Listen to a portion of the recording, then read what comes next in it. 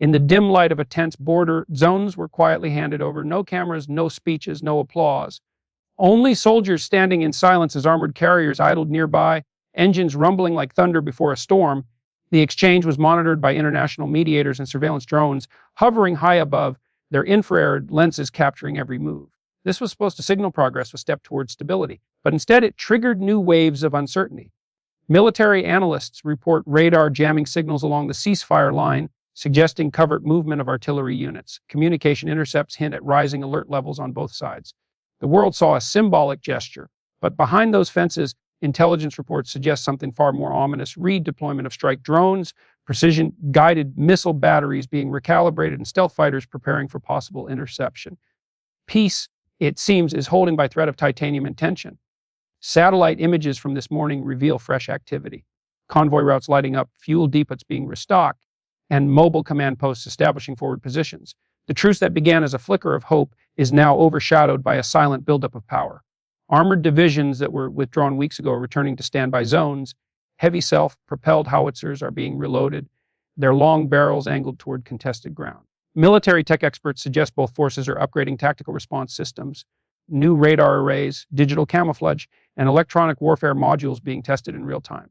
Civilian evacuations are quietly resuming near the demilitarized line. You can feel it, the calm before the storm, thick and electrified. Officially, the ceasefire stands, but in the air, combat drones are whispering a different story. Their wings slice through the silence like a countdown ticking towards something no one wants to name: escalation. Every sensor, every drone feed, every encrypted signal paints the same picture: a conflict suspended, not stopped. Autonomous surveillance drones now patrol the skies 24/7, relaying data to command centers, hardened and reinforced concrete and anti-satellite protection. AI-driven targeting systems analyze every movement. A heat signature here, a convoy there, ready to respond in seconds. New generation fighter jets have been spotted patrolling the buffer zones, their stealth coatings shimmering under radar sweeps. On the ground, tactical robots test soil for hidden explosives, while mobile artillery units remain on zero delay status, primed to fire at a moment's notice. The technology designed to protect peace is becoming the silent engine of pressure. Both sides are racing to outsmart, outfly, and outcode each other, turning the ceasefire into a chessboard of machines. The question is no longer if the truce will break, but who will move first when it does. Behind closed doors, diplomatic channels hum with urgency. High-level briefings continue deep into the night as world powers weigh intervention.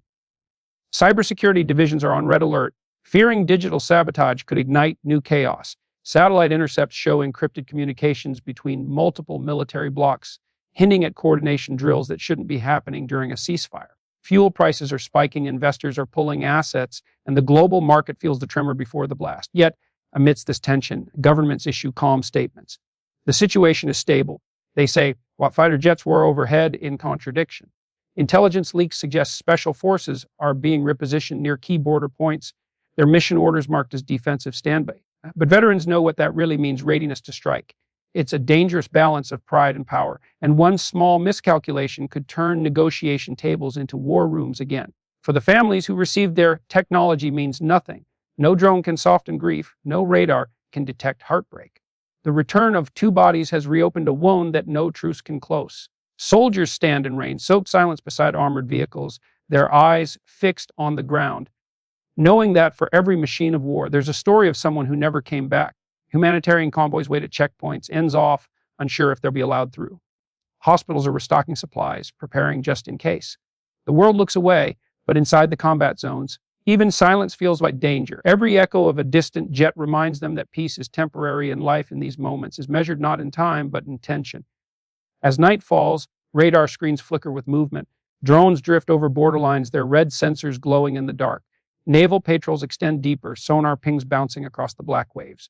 The fragile truce, once held as hope, now trembles under the weight of its own uncertainty. Analysts warn of a point of no return if one more provocation occurs. The sky is crowded with machines designed for destruction, each one waiting for a signal that could unleash chaos. For now, there's still silence. But it's not peace, it's pressure. And somewhere in that darkness, a decision is being made. The world listens, prays, and scrolls, waiting for the sound that could change everything